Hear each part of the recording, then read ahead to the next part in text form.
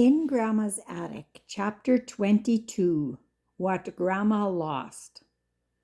I am going to wash some of your sweaters, Grandma said. If you'll get your mittens, I'll wash them too. I can't find them, Grandma, I told her. Have you looked for them, Grandma asked. You wore them to school today, didn't you? No, I haven't had them for a couple of days, I replied. I don't know where I left them. Now that was a careless thing to do, Grandma scolded. It seems as though you could put your mittens in your pocket where they'd be safe. Then she laughed. I guess I shouldn't scold you for mittens, she said. I lost something a lot bigger than that when I was your age. Of course, I was anxious to hear about it. So when Grandma had finished the sweaters, she sat down with her sewing and began the story. It was in the spring, I remember, she said. It was an unusual day because both Reuben and Roy were sick.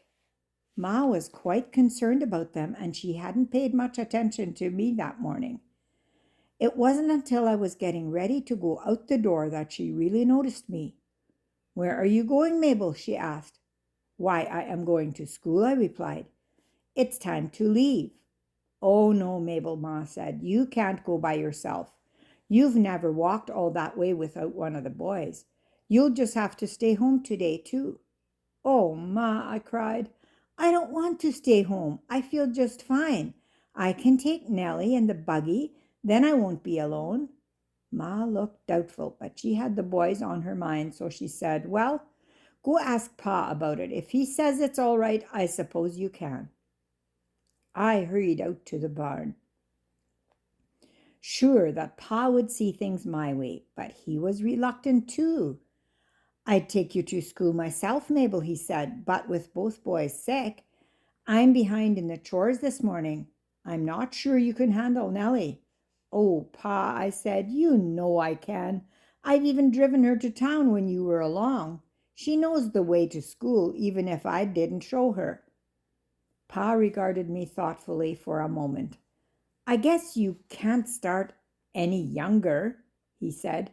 Just be careful and don't try any fancy tricks. Oh, I won't, Pa, I assured him. I'll be extra careful.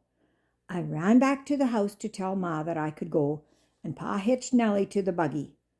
I felt pretty proud, I can tell you, Grandma continued. I didn't know of another girl at school that was allowed to bring a horse and buggy by herself.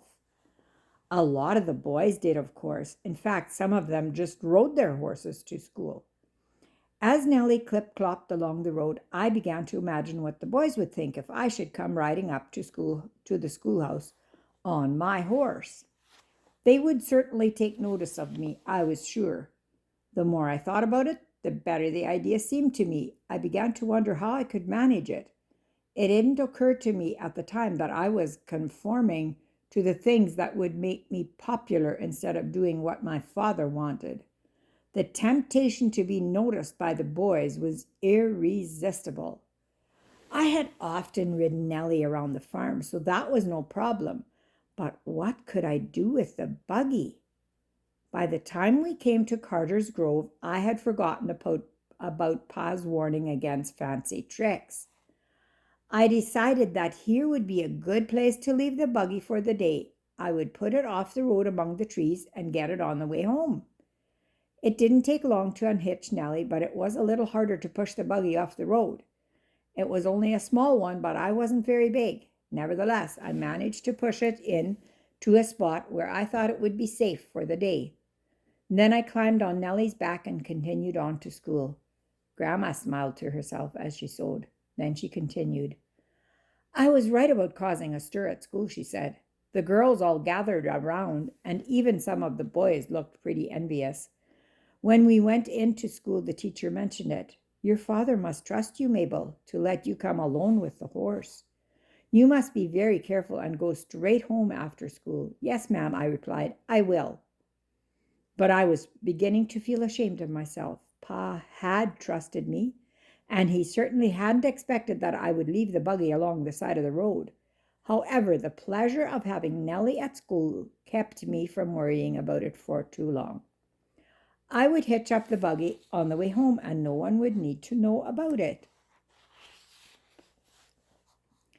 Sarah Jane and I rode Nellie around the school ground at noon and had a wonderful time. I even hoped that Reuben and Roy would have to stay home another day so that we could do it again tomorrow. As soon as school was out, I started straight for home. I didn't know how long it would take me to get Nellie hitched to the buggy again because I had never done it before by myself. Pa had expected that one of the boys at school would help me. I hurried as fast as I could get Nellie to move, and soon we were in Carter's Grove.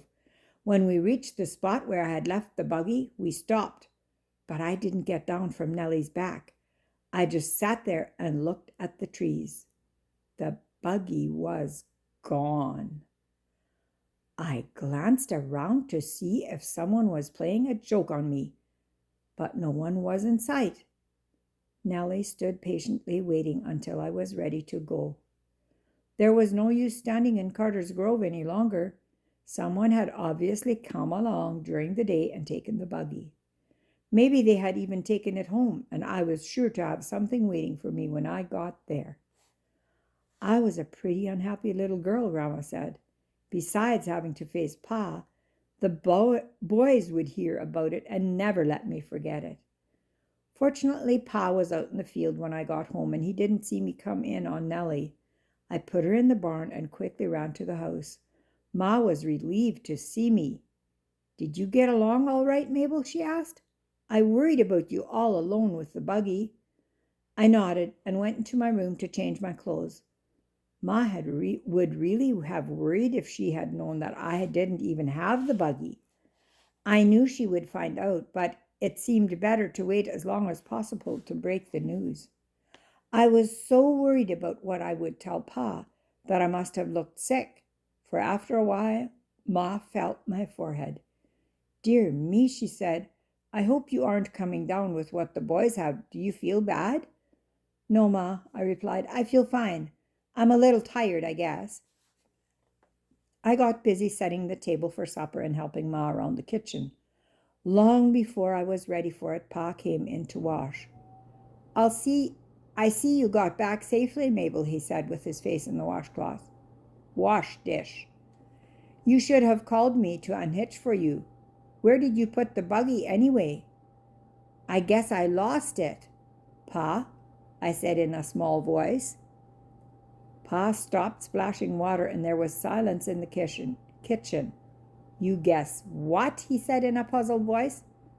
"I guess I lost it," I repeated in a smaller voice. Pa lifted his head slowly and turned to look at me in disbelief. The water ran off his beard, but he didn't seem to notice. "Will you kindly tell me how you can lose a buggy?" he roared. "Nellie hasn't run fast enough to part with a buggy since she was a colt. How could you lose a buggy?" By this time I was sobbing and Ma was taking me on her lap. Pa began to mop his face with a towel and stomped toward the door.